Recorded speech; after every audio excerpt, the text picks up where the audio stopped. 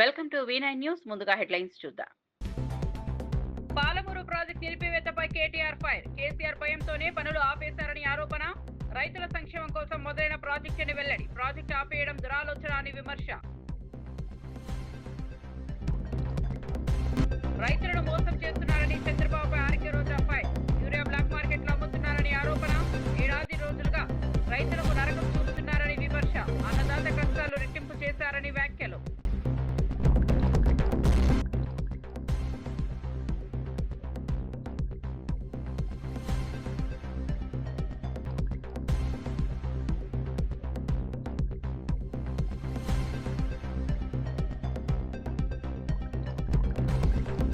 కూటమి రైతులకు యూరియా ఇవ్వలేకపోయిందని కేతిరెడ్డి విమర్శ.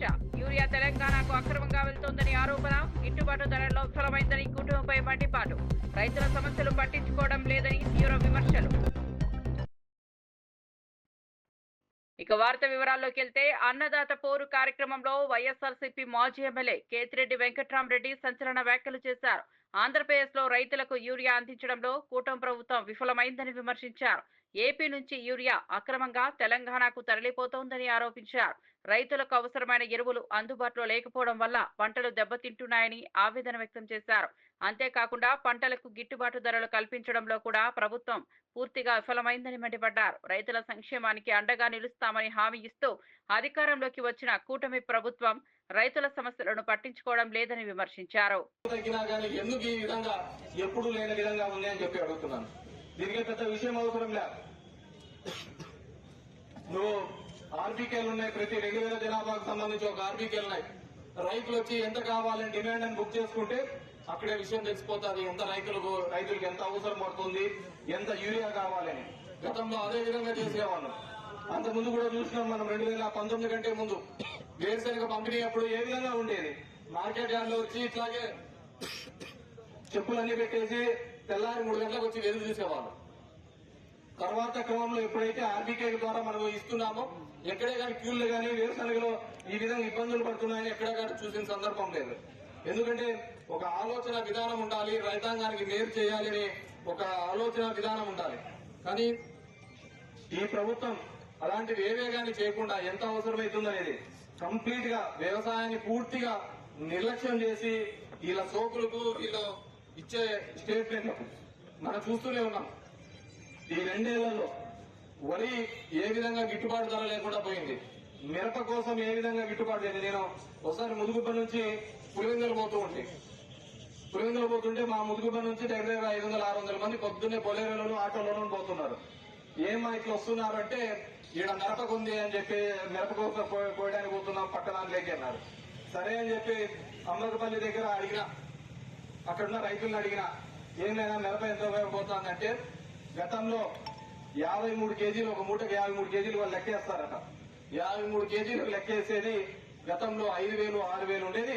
ఇప్పుడు కేవలం 693 రూపాయలు, 700 రూపాయలతో పోతుంది. ప్రతి చోట కూడా ఈరోజు వరి, మిరప, పత్తి, జొన్న, కందులు, మినుములు, కసలు, మొక్కజొన్న, సజ్జలు, రాగులు, అరటి, చీని, పొగాకు, ఉల్లి, ఏ దానికైనా చూడండి. ఈరోజు ఉల్లి చూసినాం ఏ విధంగా కర్నూలులో జరుగుతూ ఉంది. మొత్తం అంతా ఉల్లి రైతులు ఏ విధంగా రోడ్డు మీద వచ్చి పడ్డం చూడడం చూసినాం, రోడ్డు మీదకి రావడం చూసినాం. ఈ విధంగా గతంలో కూడా 2019లో కూడా ఇదే విధంగా ఉల్లి రైతులకు ఇబ్బంది వచ్చిండే. మహారాష్ట్ర అక్కడంతా విపరీతమైన వర్షాలు పడ్డము, ఆ ఉల్లికంతా సమస్య రావడం, కర్నూలు జిల్లాలంతా రావడం చూస్తే ఆ రోజు దగ్గర 9,025 టన్నుల ఉల్లిని ప్రభుత్వమే కొనుగోలు చేసింది. ఏ రోజైనా ఇన్నాళ్ళు మనం వేరుశనగ పండించినాము, ఏ రోజైనా మన ప్రభుత్వంలో రేట్ తక్కువ ఉందని బాధపడిన సందర్భం ఉందా? ఎప్పుడు నార్పల్కి పోతా అంటే 3,000 ఉంది, 3,800 ఉంది, 6,000 ఉంది, ఇదే చెప్తుండేవాళ్ళు. ఈ రోజు చూడుకోండి, ఎప్పుడైతే తక్కువ వచ్చిందో ప్రభుత్వం మార్కెట్ ఇంటర్వెన్షన్ చేసేది, ప్రభుత్వం మధ్యలో వచ్చేది మేము కొంటామనేది. మనం కొంటామనేది కదా వ్యాపారస్తులంతా కూడా మళ్ళీ అదే రేటుకు రావాలి కదా అని మళ్ళీ వాళ్ళే పెంచేవాళ్ళు. ఈరోజు వాటి గురించి మాట్లాడిచ్చే వాళ్ళే లేరు.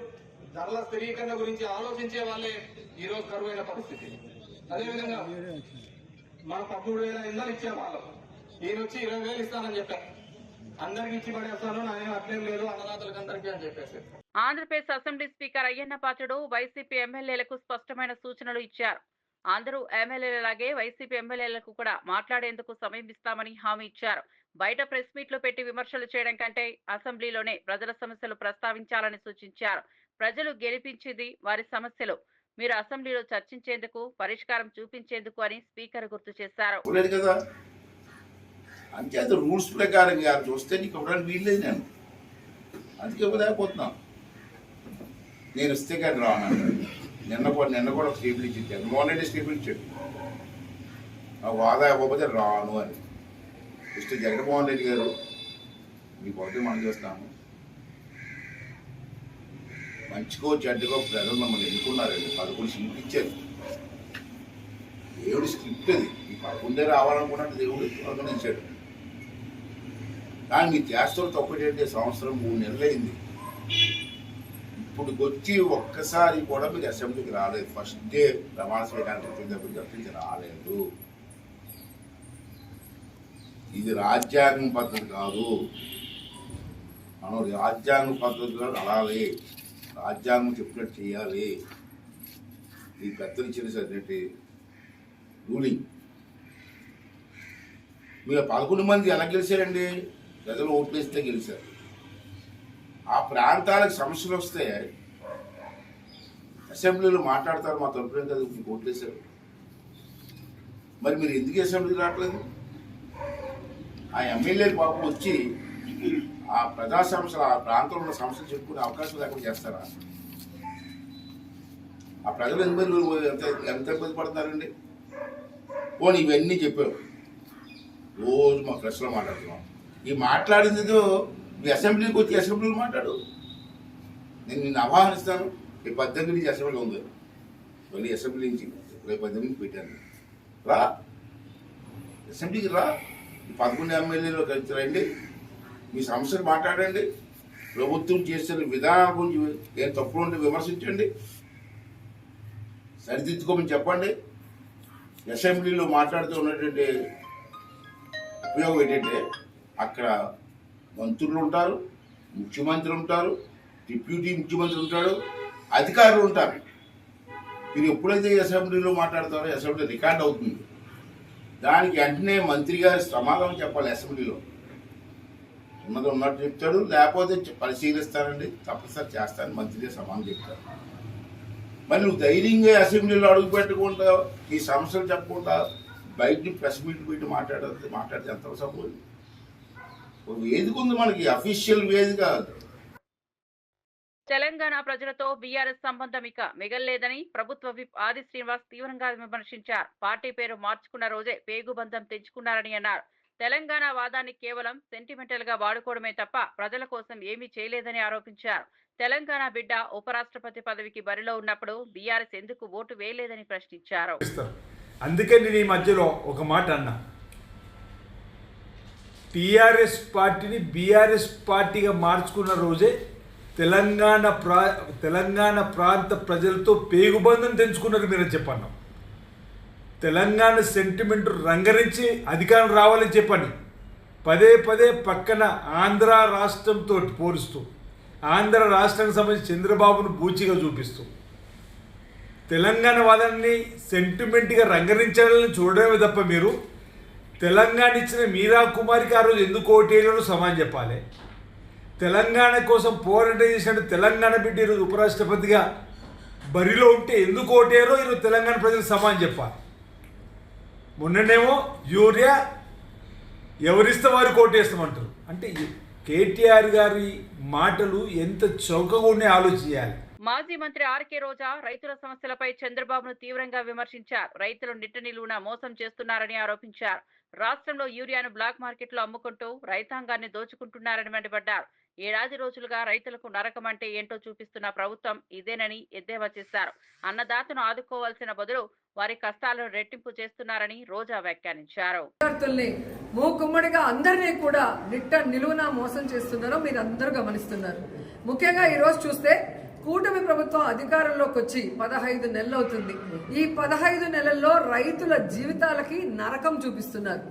ఈరోజు రైతులకి వాళ్ళు చెప్పిన రైతు భరోసా సంవత్సరానికి 20,000 అన్నారు. 2 సంవత్సరాలు అవుతుంది. 5,000 వేసి చేతులు దులుపుకున్నారు. 35,000 ఎక్కడ అంటే పట్టించుకునే నాదుడు లేదు. అలాగే మీరు చూస్తే రైతు భరోసా కేంద్రాల ద్వారా, సహకార సంఘాల ద్వారా రైతులకు ఎంత అవసరమైతే అంత ఎరువులు, యూరియా, విత్తనాలు, పురుగుల మందులు, యంత్రాలు అన్నీ కూడా జగన్మోహన్ రెడ్డి గారు సరఫరా చేసేవారు. కానీ ఈరోజు కనీసం రైతులు తాము పెట్టుకున్న పంటకి కాపాడుకోవడం కోసం యూరియాని అడగటానికి వెళ్తే యూరియా లేదు. మరి కేంద్రం ఇచ్చిన లక్షల టన్నుల యూరియా ఏమైంది రైతులకు ఇవ్వకుండా అంటే ఈరోజు తెలుగుదేశం పార్టీ నాయకులు, వ్యాపారస్తులు కుమ్మక్కై దాన్ని బ్లాక్ మార్కెట్లో అమ్మేసి ఈరోజు ఏ విధంగా రైతుల జీవితాలతో చెలగాటమాడుతున్నారో మీ అందరూ కూడా గమనిస్తున్నారు. ముఖ్యంగా నా నియోజకవర్గం నగరి గురించి నేను చెప్తాను. స్టేట్ అంతా ఎలా జరుగుతుందో మీకే అర్థమవుతుంది.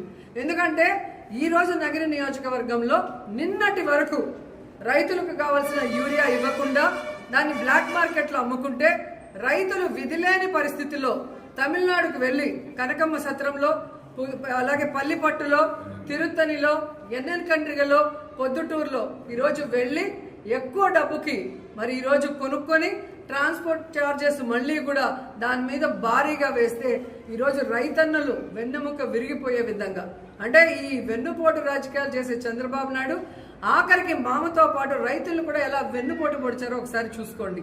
ఎందుకంటే ఆయన వ్యవసాయం దండగాని తన మనసులోని మాట బుక్ రాసిన గొప్ప మేధావి. అలాంటి వాడిని నమ్మినందుకు ఈరోజు రైతన్నల జీవితాలు సర్వనాశనం చేశారనేది మీరు అర్థం చేసుకోవాలి. ఎందుకంటే యూరియా ఒక్కటే కాదు, చంద్రబాబు నాయుడు, పవన్ కళ్యాణ్ అధికారంలోకి వచ్చాక ఈరోజు రైతులకు ఇవ్వాల్సిన రైతు భరోసా లేదు, పంటల బీమా లేదు, అలాగే ఈ క్రాప్ లేదు, అలాగే రైతులకి పండించిన పంటకి గిట్టుబాటు ధర లేదు, మిర్చికి లేదు, పొగాకు లేదు, ఉల్లికి లేదు, చీనీకి లేదు, మామిడికి లేదు, వరికి లేదు. మరి ఎందుకు ఈ ప్రభుత్వం? దేనికి వీళ్ళకి పదవులు? చేతగానితనం ఉన్న వీళ్ళకి ప్రభుత్వం నడిపించడం చేత కాకపోతే దిగిపోవచ్చు కదా. మొదటిసారి ముఖ్యమంత్రి అయిన జగన్మోహన్ రెడ్డి గారు ఎలా రైతు భరోసా కేంద్రాలు తీసుకొచ్చారు, రైతులకి వాళ్ళ గ్రామాల్లోనే అన్ని ఎలా అందించి వాళ్ళకి అన్ని రకాలుగా అండగా నిలబడ్డారు.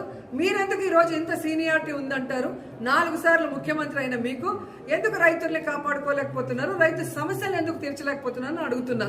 బీఆర్ఎస్ ఎమ్మెల్యే పాడి కౌశిక్ రెడ్డి ముఖ్యమంత్రి రేవంత్ రెడ్డిపై తీవ్ర ఆరోపణలు చేశారు. హైకోర్టు కూడా రేవంత్ తప్పు చేశాడని స్పష్టం చేసిందని అన్నారు. గ్రూప్ 1 పోస్టుల విషయంలో డబ్బులు తీసుకుని అమ్మకాలు జరిగాయని సంచలన వ్యాఖ్యలు చేశారు. కేసీఆర్ ప్రభుత్వం 503 పోస్టులకు నోటిఫికేషన్ జారీ చేస్తే రేవంత్ రెడ్డి అతి కకృతితో వాటిని 563 పోస్టులుగా పెంచి అమ్ముకున్నారని ఆరోపించారు. అవసరం రేవంత్ రెడ్డి గారు ఖచ్చితంగా ఉన్నది. ఇలా హైకోర్టే ఇలా తప్పుడు తడక, ఇలా తప్పుడు చేసినావు నువ్వు, ఇలా ఖచ్చితంగా రీవాల్యుయేషన్ అని చేయండి, లేకుంటే మళ్ళా ఎగ్జామ్ రీషెడ్యూల్ చేయండి 8 months లోపల అని స్వయంగా ఇలా హైకోర్టే చెప్పింది. ఎస్, నేను దీని గురించి 6 నెలల ముందే చెప్పిన, మళ్ళా చెప్తున్నా గట్టిగా చెప్తున్నా వినండి. ఇలా రేవంత్ రెడ్డి గారు కాంగ్రెస్ ప్రభుత్వం బరాబర్ గ్రూప్ 1 పోస్టులు అన్నీ కూడా అమ్ముకున్నది. వాళ్ళ దగ్గర డబ్బులు తీసుకున్నారు. రేవంత్ రెడ్డి గారు సీఎంఓ ఆఫీసే ఇలా డబ్బులు తీసుకొని వాళ్ళకి పోస్టులు ఇచ్చిండ్రు. దీనికి ఇంకొక ఉదాహరణ కూడా చెప్తా మీకు, ఎందుకు ఇంత ఖచ్చితంగా చెప్తున్నా అనేది మళ్ళొక్కసారి గుర్తు చేస్తా. కేసీఆర్ గారు గ్రూప్ 1 నోటిఫికేషన్ వేసిన రోజు 503 పోస్టులకు వేసి గ్రూప్ 1 నోటిఫికేషన్ వేసిండు. వేసిన తర్వాత అదే కంటిన్యూ చేస్తే బాగుండు, కానీ వీళ్ళు అతి కకృతి కదా. దాంతో ఏం చేసిండు, దాన్ని ఇంకొక 50 పోస్టులు పెంచి 563 అని పోస్టులు పెట్టి మళ్ళీ ఫ్రెష్గా అప్లికేషన్ పెట్టుకోవచ్చు, ఎవరు పడితే వాళ్ళు మళ్ళీ ఫ్రెష్గా రాయొచ్చు అనేది పెట్టి ఇలా పోస్టులు అమ్ముకున్న చరిత్ర ఇలా ఓటు నోటు దొంగ అయిన రేవంత్ రెడ్డిదే మరొకసారి అడ్డంగా దొరికిపోయిండు. ఇలా 563 మంది పోస్టులు కూడా ఇలా రేవంత్ రెడ్డి గారు లక్షలాది రూపాయలకు అమ్ముకున్నాడు. ఇది సీఎంఓ ఆఫీస్ నుంచి నడిచింది. ఇదేదో నేను చెప్పుడు కాదు, బాగా జాబ్తూ ఇలా అభ్యర్థుల పేరు చెప్తే మంచిగుండదు. ఎవరైతే డబ్బులు ఇచ్చిర్రో రేవంత్ రెడ్డి గారి ఆఫీస్. మాజీ మంత్రి జోగి రమేష్ ముఖ్యమంత్రి చంద్రబాబుపై తీవ్ర విమర్శలు చేశారు. రైతులకు యూరియా సరఫరా చేయలేని అసమర్థత ముఖ్యమంత్రిగా చంద్రబాబును అభివర్ణించారు. వైసీపీ నాయకుడు కార్యకర్త రోడ్డు మీదకు వస్తేనే చంద్రబాబుకు చెమటలు పడుతున్నాయని ఎద్దేవా చేశారు. రైతుల కోసం యూరియా సరఫరా చేయమని, ఎరువుల ధరలు తగ్గించమని అడిగితే పోలీసు వ్యవస్థను అడ్డం పెట్టుకుని ప్రజాస్వామ్యాన్ని కూని చేస్తున్నారని ఆరోపించారు. రోడ్డు మీదకి వస్తా ఉన్నాడంటే చంద్రబాబు నాయుడికి చెమటలు పడతా ఉన్నాయి. చంద్రబాబు నాయుడు ప్యాంటు తడిసిపోతా ఉంది. ఏమయ్యా చంద్రబాబు నాయుడు, రైతుకి యూరియాని సరఫరా చేయలేని అసమర్థ ముఖ్యమంత్రివి, గిట్టుబాటు ధరలు కల్పించలేని అసమర్థ ముఖ్యమంత్రివి, ఎరువుల ధరలు తగ్గించలేని అసమర్థ ముఖ్యమంత్రివి, అన్నదాతకి తోడుగా అన్నదాత కోసం వైఎస్ఆర్ కాంగ్రెస్ పార్టీ లీడర్ మా అన్న జగన్మోహన్ రెడ్డి గారు పిలుపునిస్తే మాత్రం ప్రజాస్వామ్యాన్ని కూని చేస్తాం. ఏం చేశాం మేము? నందిగామలో రైతుల పక్షాన పోరాటం కోసం యూరియా సరఫరా చేయరా బాబు చంద్రబాబు, గిట్టుబాటు ధర కల్పించు చంద్రబాబు, ఎరువుల ధరలు తగ్గించు చంద్రబాబు అని చెప్పేసి రైతుల పక్షాన గళం ఇప్పడానికి వెళ్తా ఉంటే పోలీసు వ్యవస్థని అడ్డం పెట్టుకుని ప్రజాస్వామ్యాన్ని కూనీ చేస్తాం. అంటే వైఎస్ఆర్ కాంగ్రెస్ పార్టీ కార్యకర్తనో నాయకులను ఆపినంత మాత్రాన రైతుల బాధలు తీర్తగా చంద్రబాబు నాయుడు? ఉపరాష్ట్రపతి ఎన్నికల్లో తెలంగాణ బిడ్డ సుప్రీంకోర్టు విశ్రాంతి న్యాయమూర్తి సుదర్శన్ రెడ్డి గెలవాలని తన మనస్ఫూర్తి కోరికను మాజీ ఎమ్మెల్సీ కవిత వ్యక్తం చేశారు. ఆయన విజయం సాధిస్తే ఉపరాష్ట్రపతి పదవికి వన్నె తీసుకొస్తారని భావిస్తున్నానని అన్నారు. సుదర్శన్ రెడ్డి వ్యక్తిత్వం, నిబద్ధత, సేవా ధోరణి దేశానికి గర్వకారణమవుతుందని కవిత అభిప్రాయపడ్డారు.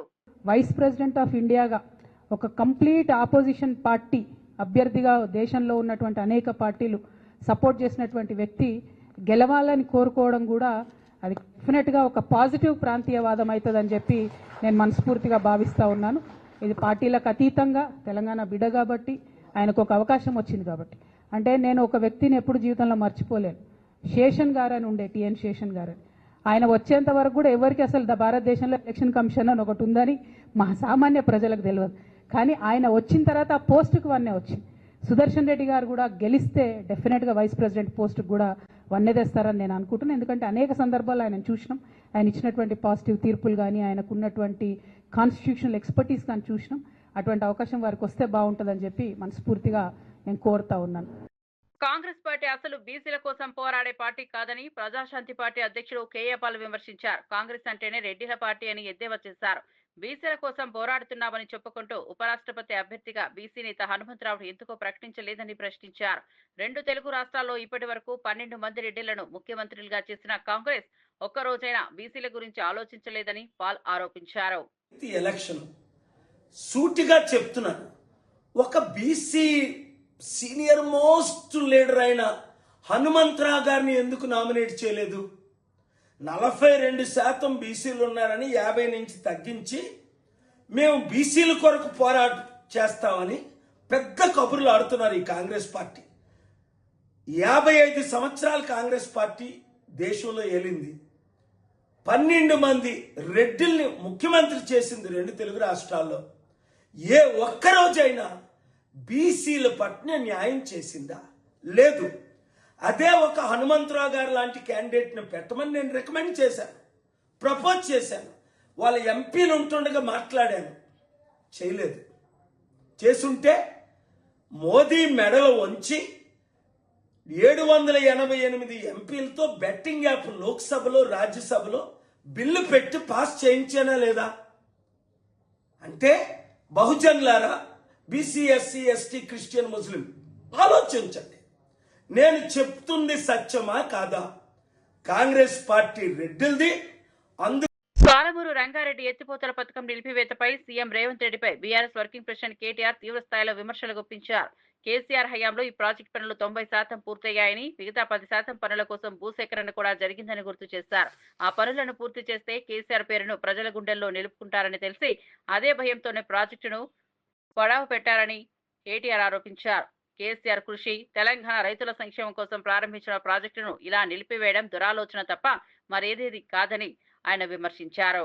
పాలమూరు జిల్లా నుంచి 12 సీట్లు కాంగ్రెస్ పార్టీకి ప్రజలు ఇచ్చిన తర్వాత ప్రజలు ఆశ పెట్టుకున్నారు. మా జిల్లా బిడ్డ ముఖ్యమంత్రి అయితే మా జిల్లాకు కొంత ప్రయోజనం అనుగురుతుందని, లాభం జరుగుతుందని, తప్పకుండా ఫలితాలు శరవేగంగా వస్తాయని, 6 గ్యారంటీలు 100 రోజుల్లోనే అమలు అవుతాయని, పాలమూరు బ్రతుకు ముఖ చిత్రం మారుతుందని ఇట్లా ఎన్నో ఆశలతో 12 సీట్లు ఉమ్మడి పాలమూరు జిల్లాలో, ఉమ్మడి మహబూబ్నగర్ జిల్లాలో ప్రజలు కాంగ్రెస్ పార్టీకి ఇచ్చినారు. మరి సరిగ్గా నిన్నటితో ఒక నెలలు నిండి 22వ నెలలో ఈ ప్రభుత్వం నడుస్తా ఉన్నది. వాస్తవం ఏంది అంటే పెద్దలు కేసీఆర్ గారి నాయకత్వంలో పాలమూరు రంగారెడ్డి ఎత్తిపోతల పథకం కింద 90% పనులు పూర్తి చేసి, రిజర్వాయర్ల నిర్మాణం పూర్తి చేసి, మరి ఇప్పటికే భూసేకరణ గాని ఇప్పటికే చేయాల్సిన అన్ని కార్యక్రమాలు కూడా పూర్తి చేసి ఒక వడ్డిచ్చిన విస్తరిలాగా అప్పజెప్పి రేవంత్ రెడ్డి గారికి, కాంగ్రెస్ ప్రభుత్వానికి అప్పజెప్పి మేము గద్దె దిగాం డిసెంబర్ 23లో. ఇప్పుడు కేవలం రేవంత్ రెడ్డి గారు చేయాల్సిన పనల్లా ఒక 10% పని పూర్తి చేసి, కాలువలు పూర్తి చేసి నీళ్లు బ్రహ్మాండంగా తీసుకునే అవకాశం ఉంది, ఇచ్చే అవకాశం ఉన్నది. మరి ఆ పని చేయకుండా రేవంత్ రెడ్డి గారు ఏం చేస్తున్నారు? ఎక్కడ వెంటనే పూర్తి చేస్తే ఇదంతా కేసీఆర్ గారు కట్టిన కరివేనా, ఇదంతా కేసీఆర్ గారు కట్టిన వట్టెం రిజర్వాయరు, ఇది కేసీఆర్ కట్టిన ఉద్దండాపూర్ రిజర్వాయరు, ఇది కేసీఆర్ గారి ప్రభుత్వం కట్టిన నార్లాపూర్ రిజర్వాయరు అని చెప్పి, ఏదుల రిజర్వాయరు అని చెప్పి ప్రజలకు గుర్తొస్తుంది. రైతులు శాశ్వతంగా మళ్ళీ కేసీఆర్ గారి పేరుని మర్చిపోకుండా గుండెల్లో పెట్టుకుంటారు అనే ఒక ఆలోచనతో, ఒక దురాలోచనతో ఆయన కావాలని పాలమూరు రంగారెడ్డి ఎత్తిపోతల పథకాన్ని ఇవాళ పనులు చేయకుండా దాన్ని పడావు పెట్టిన పరిస్థితి మొత్తం ఉమ్మడి మహబూబ్ నగర్ జిల్లా రైతాంగం గమనిస్తా ఉంది. గ్రూప్ 1 విషయంలో హైకోర్టు ఇచ్చిన తీర్పు ప్రభుత్వానికి చెంపబెట్టు అని బీఆర్ఎస్ నేతలు విమర్శించడంపై మంత్రి హరీష్ రావు కౌంటర్ ఇచ్చారు. మీ మానసిక స్థితి ఎలా ఉందో అర్థమవుతోందని హరీష్ వ్యాఖ్యానించారు. నీళ్లు, నిధులు, నియామకాల పేరుతో తెలంగాణలో 10 ఏళ్లు అధికారంలో ఉన్న బీఆర్ఎస్ ప్రభుత్వం ఏం సాధించని ప్రశ్నించారు. సో ఇలా ఆ రకంగా ఎల్లంపల్లి ప్రాజెక్ట్ నీళ్ళు వస్తున్నాయని మాట్లాడతాడు ముఖ్యమంత్రి అమాయకంగా. నువ్వు అమాయకమేమో కానీ ప్రజలు కాదు కదా. అసలు ఎల్లంపల్లి ప్రాజెక్ట్ కెపాసిటీ 20 టీఎంసీలు, దాని డెడ్ స్టోరేజే 3 టీఎంసీలు, ఉండేటి 17. ఆ 17కు దాని సొంత ఆయకట్టు 1,65,000 ఎకరాలు ఉంది, అంటే 12 టీఎంసీలు కావాలి దానికి. దాని కింద ఎన్టీపీసీకి మనం నీళ్ళు ఇస్తాం. ఎన్టీపీసీ విద్యుత్ ఉత్పత్తికి ఎల్లంపల్లి ద్వారా 6.5 టీఎంసీల నీళ్ళు ఇస్తాం. మంచిర్యాల నియోజకవర్గం గూడెం లిఫ్ట్కు 3 టీఎంసీలు వాడుకుంటాం. లోకల్ రామగుండం లిఫ్ట్కు 1 టీఎంసీ నీళ్లు వాడుకుంటాం. అట్లే ఆ ఎరువుల కర్మాగారానికి కూడా 2 టీఎంసీలు ఇస్తాం. అసలు నీళ్ళు ఎక్కడనే ఎల్లంపల్లి సామర్థ్యమే 20, అక్కడ దాని వినియోగమే 20కి పైగా ఎక్కువ ఉన్నది. నేను ఎల్లంపల్లి నీళ్ళు తెస్తున్నా హైదరాబాద్కు, 20 టీఎంసీలు తెస్తారట హైదరాబాద్కి. ఎక్కడికి వస్తాయి 20? ఎల్లంపల్లి కెపాసిటీ 20, డెడ్ స్టోరేజ్ 3 పోతే ఉండేది 17. ఆ 17లో ఎన్టీపీసీకి 6.5, గూడెం లిఫ్ట్కు 3 పోతాయి. అదేవిధంగా లోకల్ లిఫ్ట్కు 1 టీఎంసీ పోతుంది. రామగుండం ఎరువుల కర్మాగారంకు 2 టీఎంసీలు పోతాయి. దానికే ఎక్కువ ఉన్నది. అది కూడా that will be supplemented again. నేను ఆ 20కి 20 హైదరాబాద్ తెస్తున్నా అంటాడు. అంటే ఎవరి చెవులలో పువ్వు పెడుతున్నావు? ఎందుకు ఈ గోబల్స్ ప్రచారము? ఆ కుర్చీకున్న గౌరవాన్ని ఎందుకు తగ్గిస్తా ఉన్నావు? గ్రూప్ 1 పరీక్షల నిర్వహణలో భారీ గోల్మాల్ జరిగిందని మరోసారి ఆరోపించారు బీఆర్ఎస్ నేత రాకేష్ రెడ్డి. దేశ చరిత్రలో ఏ పబ్లిక్ సర్వీస్ ఎగ్జామ్లోనూ మెయిన్స్, ఫిలిమ్స్ కు విడివిడిగా హాల్ టికెట్లు ఇవ్వలేదని, తెలంగాణలో మాత్రం అలాంటి వ్యవహారం జరిగిందని తీవ్ర స్థాయిలో విమర్శించారు. జీవో 29 ద్వారా బీసీ, ఎస్సీ, ఎస్టీ విద్యార్థులకు కాంగ్రెస్ ప్రభుత్వం తీవ్రమైన అన్యాయం చేసిందని ఆరోపించారు. దీన్ని రద్దు చేయాలి, ఇది కరెక్ట్ కాదు, ప్రభుత్వం దీన్ని సమాధానం చెప్పాలని చెప్పి నిరుద్యోగుల పక్షాన మేము అడిగిన ఆ రోజు. కానీ ఆ రోజు సమాధానం చెప్పలే. కేసీఆర్ గారి ప్రభుత్వము బీద బడుగు బలహీన వర్గాలకు, ఎస్సీ ఎస్టీ పిల్లలకు న్యాయం చేయాలని జీవో 55 తీసుకొస్తే ఈరోజు దాన్ని కాలరాసి జీవో 29 తీసుకొచ్చి బీద బడుగు బలహీన వర్గాలకు, ఎస్సీ ఎస్టీలకు అన్యాయం చేసింది వాస్తవమా కాదా అని చెప్పి ఈ సందర్భంగా అడుగుతున్నాం. ఆ రోజు జీవో 29 రద్దు చేయాలని ఇదే నిరుద్యోగులు అశోక్ నగర్లో, దిల్సుఖ్ నగర్లో పెద్ద ఎత్తున ర్యాలీలు చేస్తే సమైక్య పాలనలో కూడా చూడనటువంటి సీన్లను మనం చూసినాం. మహిళలను చూడకుండా, విద్యార్థులను చూడకుండా గొరగొర గుంజుకుంటూ పోయి వ్యాన్లు ఎక్కించి లాఠీ చార్జ్ చేసి అర్ధరాత్రి దాకా స్టేడియంలలో వేసినటువంటి ఒక పరిస్థితిని కూడా మనం చూసినాం. మరి ఇప్పుడు వాళ్ళకు ఏం సమాధానం చెప్తారని చెప్పి ఈ సందర్భంగా బీఆర్ఎస్ పార్టీ ప్రశ్నిస్తూ ఉన్నది. ఆ రోజు బీఆర్ఎస్ పార్టీ ముఖ్యంగా కేసీఆర్ గారు, కేటీఆర్ గారు, హరీష్ రావు గారు ఈ అభ్యర్థులకు అండగా నిలిస్తే, వాళ్ళు కేసులు కొట్లాడుతూ ఉంటే, నైతికంగా వాళ్ళకు అండగా నిలిచేటువంటి ప్రయత్నం చేస్తూ ఉంటే ఇదంతా బీఆర్ఎస్ పార్టీ కుట్రను వాదించింది. మరి ఇప్పుడు దానికి ఏం సమాధానం చెప్తారని చెప్పి ఈ సందర్భంగా మేము ప్రశ్నిస్తూ ఉన్నాం. సిగ్గుండాలే రేవంత్ రెడ్డి గారికి. ఆ రోజు రాహుల్ గాంధీ గారిని తీసుకొచ్చి అశోక్ నగర్ అంతా తిప్పి మోసపు మాటలు చెప్పి నమ్మించి ఓట్లు వేయించుకొని ఈరోజు ఉద్యోగాల సంగతి ఏంది అంటే ఒక ఆయన 30,000 ఇచ్చినామంటాడు, ఇంకో మంత్రి 40,000 ఇచ్చినామంటాడు, మరో మంత్రి 50,000. నేనేమన్నా తక్కువ, నా మంత్రులు ఇంత చెప్తున్నాం, నేను కూడా 10,000 యాడ్ చేసి చెప్తే అయిపోతుంది అని చెప్పి మహేష్ గౌడ్ గారు పిసిసి ప్రెసిడెంట్ ఆయన 70,000. ఇక మొన్ననైతే ఆ పొన్నం ప్రభాకర్ 1,00,000 ఉద్యోగాలు ఇచ్చినామంటారు. వేలం పాట వాడినట్టు మీడియా ముందు తెర ముందు వేలం పాట, తెర వెనుక సర్కారీ వారి పాట కొనసాగుతున్నది, సర్కారీ వారి వాట కొనసాగుతున్నది, సర్కారీ వారి కోట కూడా కొనసాగుతున్నది. ఇది అన్యాయం కాదా అని చెప్పి ఈ సందర్భంగా మేము ప్రశ్నిస్తూ ఉన్నాం. ఈరోజు హైకోర్టు ఏం తీర్పిచ్చింది? మీరు అయితే రీవాల్యుయేషన్ అయినా చేయండి, లేదా 8 నెలల్లో రీఎగ్జామినేషన్ అయినా కండక్ట్ చేయమని అడిగింది. రీవాల్యుయేషన్కి ఎట్టి పరిస్థితిలో బీఆర్ఎస్ పార్టీ ఒప్పుకునేది లేనే లేదు. ఎందుకంటే రీవాల్యుయేషన్లో మీరు ఏం చేస్తారో మాకు తెలుసు. మీరు మొన్నదాకా చేసినటువంటి వాల్యుయేషన్లో ఏం జరిగిందో అందరూ తెలుసు. ఆ మధ్యలో శ్రీధర్ బాబు గారిని కొండ సురేఖ గారు మా అల్లుడికో జాబ్ కావాలంటే దాంట్లో ఏముందో చూద్దాంలే అన్నారు.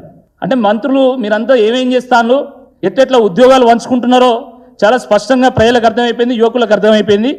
మళ్ళీ ఇవాల్యుయేషన్ చేస్తే మళ్ళీ మీరు ఎవరికి ఉద్యోగాలు ఇవ్వాలనుకుంటున్నారో మాకు తెలుసు. కాబట్టి రీవాల్యుయేషన్కి ఎట్టి పరిస్థితుల్లో ఒప్పుకునేది లేదు. ఎట్టి పరిస్థితుల్లో రీఎగ్జామినేషన్ కండక్ట్ చేసి తీరాల్సిందే. ఆ రీఎగ్జామినేషన్ కండక్ట్ చేసేంత వరకు బీఆర్ఎస్ పార్టీ ఈ అభ్యర్థుల పక్షాన కొట్లాడుతూనే ఉంటది. వాళ్లకు నైతిక మరిన్ని అప్డేట్స్ కోసం చూస్తూనే ఉండండి V9 న్యూస్.